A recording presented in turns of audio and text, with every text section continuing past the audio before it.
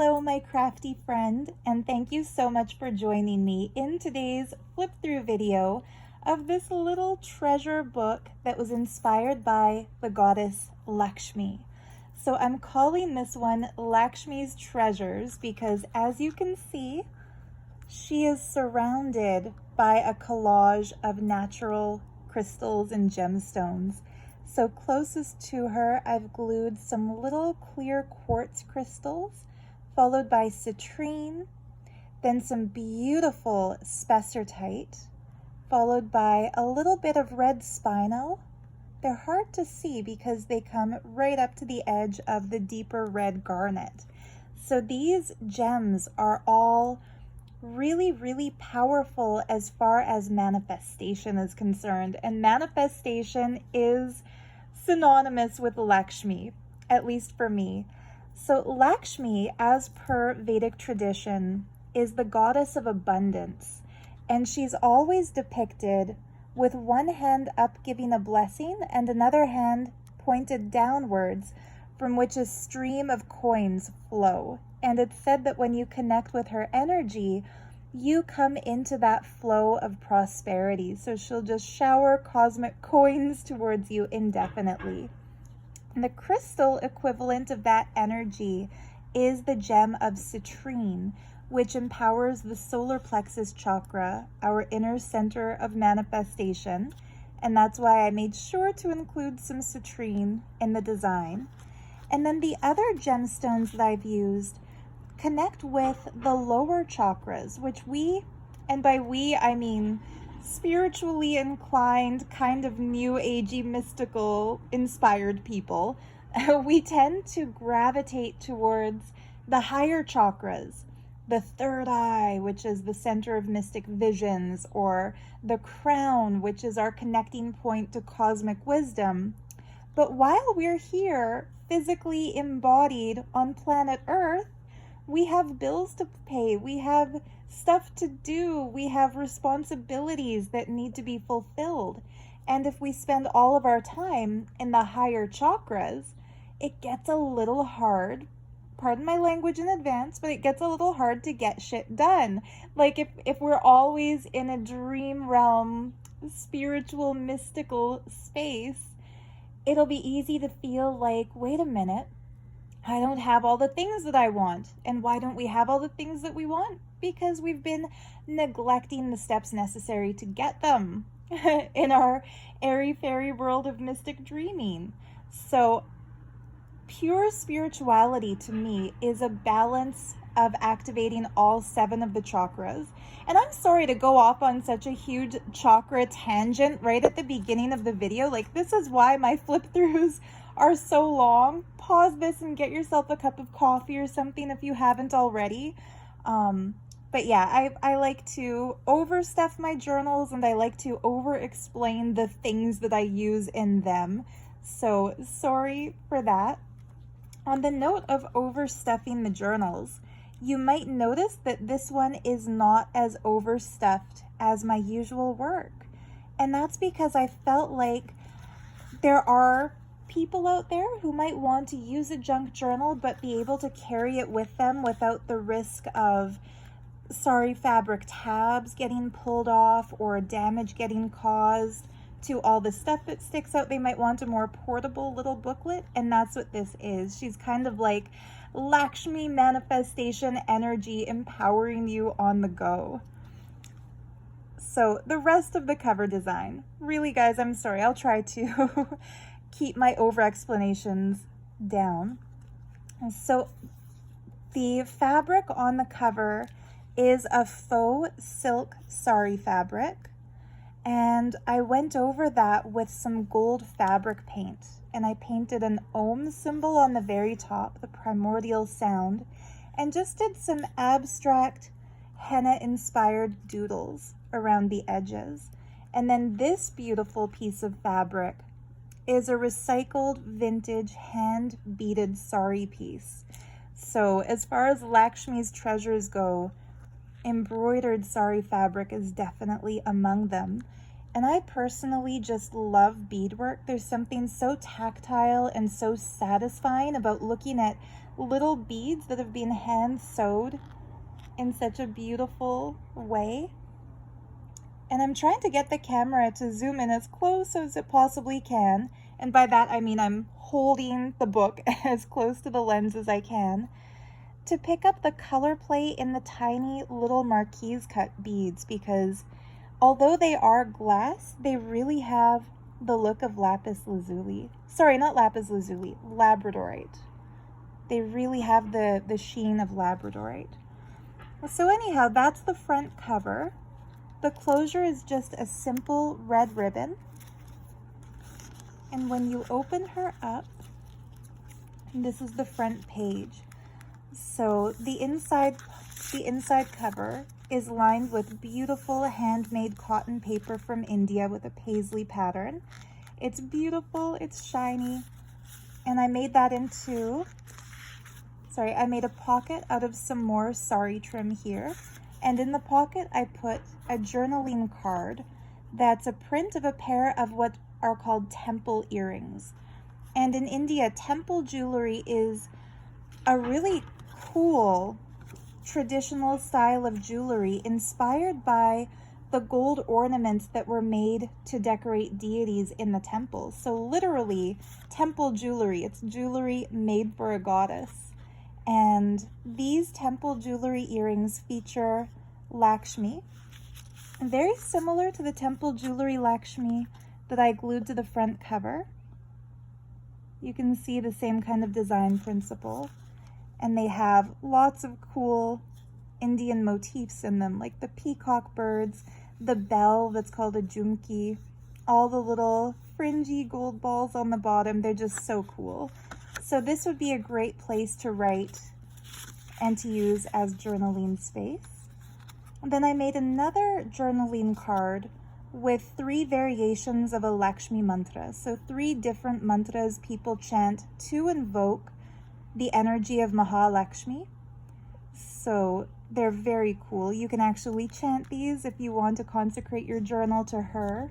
And I love how this image that I found online, it shows it in Devanagari, which is the Sanskrit script, and then also with the alliteration done in English in our letters. So that's the inside cover. The first page is another piece of handmade Indian paper. This is all hand painted, not painted with a paintbrush, but hand stamped, hand stenciled. And I made a little tuck spot using a Dresden paper star. And into that I put this beautiful picture of Lakshmi.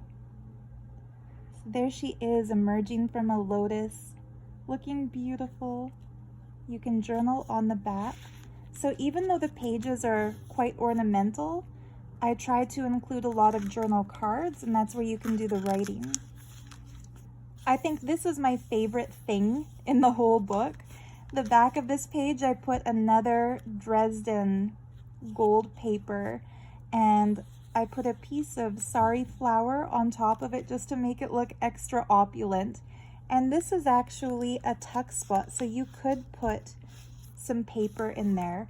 I just love the way the gold looks against the navy blue, so I left it empty, but you could slide in something like a slim journaling card, or maybe a business card, maybe a little piece of paper, just something.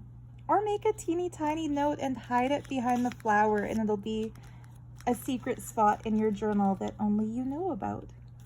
So the next page is a really cool William Morris print that I've added some embroidered Indian snippet to. This is actually, the tea drinkers will recognize this lion. It's cut off of the box, the packaging that one of my favorite teas comes in. And I put a journaling card of 2 conch shells with torn edges that I've inked to look antique. Conch shells play a major role in puja, in traditional Hindu worship. This is a coloring book page from a coloring book about Mendi designs, henna art. Coffee dyed paper that I stenciled. Some pretty butterfly paper just because. This is a piece of vintage wrapping paper. It has a really cool texture to it. Some tracing paper, another coffee dyed paper. I made a belly band using this pretty piece of embroidered sari trim, and I picked it for Lakshmi's treasure book because the edge looks a little bit like coins. So these could be the golden coins that she showers. And then a coffee dyed paper with the stamp of a jewel box. So I get a little bit literal, a little on the nose when I pick a theme. So this book's theme is treasure, so you get a treasure box. Some pretty wrapping paper, more graph paper, a French book page, and this you can use, so those who are new to junk journaling, for example, you can decorate this by using a photo that you've taken of something special. You can cover it with stickers, you can use it as the backdrop for a collage. You can save, if you save souvenirs in paper form from special occasions like concert tickets or, you know, train stubs or anything like that, this is a great place to glue them down or staple them down. Soon I'll be making a video about how to use a junk journal, and I'll demonstrate what I mean by that, but for now I think you get the idea. And you can also do a YouTube search for what to do in a junk journal, how to use it, because people have made such videos already. So the dangles in this one, I've dangled an ohm and also a faux pearl. So there are some really cool stories relating to Lakshmi and pearls, so I felt I wanted to represent that in here. I don't personally use real pearls because I'm a strict vegan and oysters are actually killed in the process of producing them. Maybe historically people would find them in seashells and just take them, but the production process now is not cruelty free. But I still love the way they look, so faux pearls are good. This page here has a pretty text spot with another little snippet of that handmade khadi paper, cotton rag paper from India. And no, pink flamingos don't really have anything to do with Lakshmi, but I thought they looked really beautiful against this backdrop. So for example, you could glue this here and then tuck something behind it, or take it out of the book entirely and use it to decorate something else. If you ever wonder while watching flip-throughs of journals why journal artists struggle to get the little pieces of ephemera back in the pockets, it's not because it's difficult to get those little pieces of ephemera back in the pocket. It's because we're not looking at the book, we're looking at the screen. At least for me anyway, I'm looking at my cell phone screen. And so that makes everything a little harder. Okay, this page has a very simple journal card that I cut from scrapbook paper. And this is one of my favorite things in this little book. It's a tri-fold with images that I found of beautiful, traditionally ornamented Hindu women. So I've got a long list of journals that I want to make in the future. And one journal that's on my to-do list is a journal that's all about jewelry. So the history of jewelry, from the beads that were used as the very first currency and one of the very first art forms ever on planet Earth, from Neolithic times all the way through ancient adornments in ancient Greece and ancient India and Roman, anyway. I'm not going to tell you the whole darn story right now because time-wise. But anyway, I've been planning to do a journal of the history of jewelry. And in researching that, I found these beautiful images.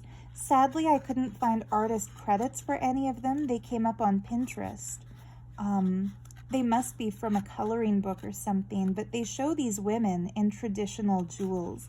So the strands of pearls going down her hair, the armband, the bangles, she has the henna art, she has the mangtika, which is the forehead jewel, she has the hair jewelry, beautiful earrings. Yeah, they're all just So gorgeous.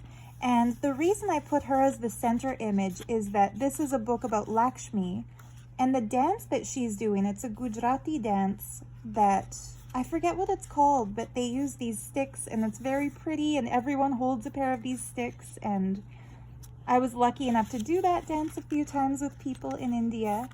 And it's typically performed on Diwali, which is the celebration of goddess Lakshmi. And so it fits the theme. Okay, on this page, I've clipped a little tag that I made. So I put some really pretty dark green floral fabric. I made a belly band out of some sari scrap and glued this really pretty beaded sari trim to it with the little faux seed pearls. The back is recycled sari with more embroidered flower trims. And then inside it, I put just some scrap paper strips. So these are great when you want to jot something down, but you don't want to use an actual page of your journal. Little mini note papers.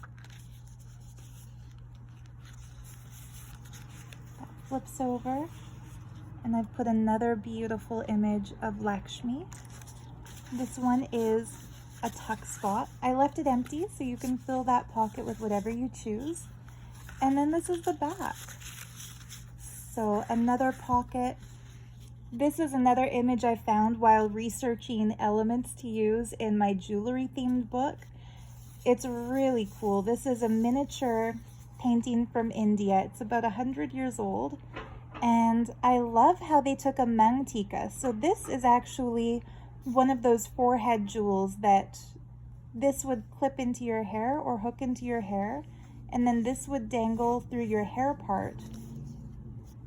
So imagine this coming down to the center of your forehead, and then this would adorn the forehead. Let's see the two peacocks. It's really pretty. But I love how the artist flipped it upside down and made it look like a Ganesha. So the peacock's beaks are Ganesha's little trunks or little elephant trunks, and then the part that adorns the center of the hair part becomes the elephant's trunk. These edges are the ears, the peacock feathers. So it's a really cool, creative realization that this artist had, that I always wonder, how do artists come up with these ideas? Like maybe she had set her mangtika down on the table and it fell into this kind of a position and she thought, hey, that looks like an elephant. She or he, whoever drew it, painted it. But anyway, I put a little piece of broken bangle glued to the edge here, a little piece of sari scrap there, some little seed pearls here, and this is really just a little junk book. So it's pieces of ledger paper that I folded and stapled together, so nothing too precious, but I love the image on the front. That just tucks in here. And then the back of the book, I left it very, very simple. Like I said, this one has kind of a cleaner line than most. This is a pocket, so I've stuck one of my business cards. And then the surprise gift with purchase, not really a surprise if you've watched the video, but is a Lakshmi necklace. So one of the temple Lakshmis, just like the Lakshmi surrounded by gems on the front cover, with the citrine, the gem for manifesting wealth and abundance. And that way you've got Lakshmi blessing you to manifest your desires in the form of the book, and also in a talisman that you can wear. And if you're not a jewelry wearer, you can dangle this, say, from the rear view mirror of a car. You can hang it on a mirror. You can put it literally anywhere. And then another little gift with purchase. I've been going through my stash of souvenirs that I bought when I was in India, and I decided it's time to stop hoarding everything and to start, sharing the wealth. So this is a postcard that I bought at a souvenir stall at the Mysore Palace. And so it's a beautiful picture. Look at that blue cloudy sky, the green grass, that stunning palace architecture. So you can either use this as a postcard and actually send it to somebody, or use it as a journaling card and write in it as you wish. But there we have it, Lakshmi's Treasure. And of course the backdrop for today's video is a book that I just love. It was made by Harvard University Press, and I found it secondhand. I was so lucky. This is one book that I will never, ever, ever cut up. I'll keep it in pristine form and not use it for junk journal fodder. But I opened it to a really cool image from 1775, this painting of Lakshmi. And then a couple of Lakshmi jewelry pieces from, I'm reading the caption on the side, I didn't memorize all of this, but from 2,000 years ago, circa 30 BC. So it's really cool to see such ancient depictions. And then a temple murti. Anyhow, thank you so much for joining me in today's little flip through. The book will be listed in my Etsy shop at the same time that I publish the video. So if you fell in love with her, I hope she'll bring you all kinds of blessings for abundance. Till next week, thank you so much for watching. Much love. Bye-bye.